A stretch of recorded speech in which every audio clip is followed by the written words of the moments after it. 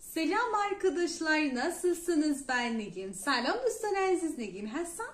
در این قسمت میخوایم مدل دوم ماضی استمراری در زبان ترک استانبولی رو با هم یاد بگیریم. اگه یادتون باشه مدل اولش به همراه حال استمراری بود که در اینجا به همراه حال ساده به شما آموزش میدم.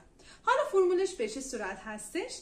فعل به همراه ر، آر، ار، ایر، ار، اور، ür به علاوه فرمول گذشته که میشه دی، د، دو، دو و کشی یکی که میشه شناسه.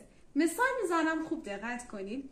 Ben yapardım یعنی یاپ به علاوه آر و د یعنی من انجام میدادم. Sen yapardın. O yapardı. Biz yapardık. Siz yapardınız. Onlar yapardı. Baz benim یه مثال دیگه. مثالمون باشه gitmek.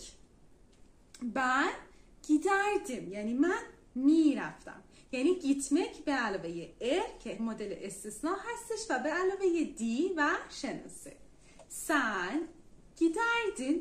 یعنی تو میرفتی. O giderdi. Biz giderdik.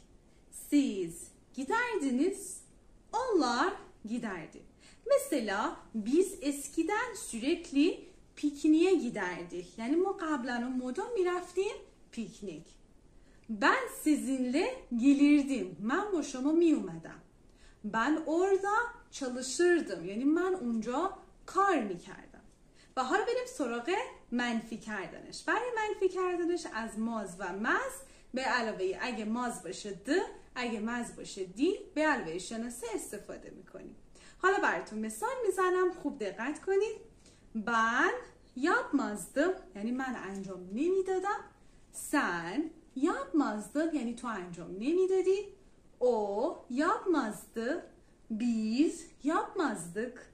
Siz yapmazdınız. Onlar yapmazdı.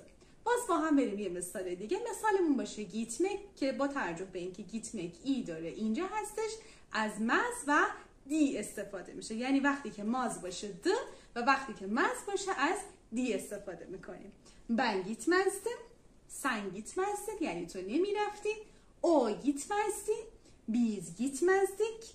Siz gitmezdiniz. Onlar gitmezdi. Mesela ben sana yalan söylemezdim. Yani من به تو دروغ نمیگفتم. Ben sizinle çalışmazdım. من با شما کار نمیکردم. Ben sizinle gelmezdim. من با شما نمی اومدم.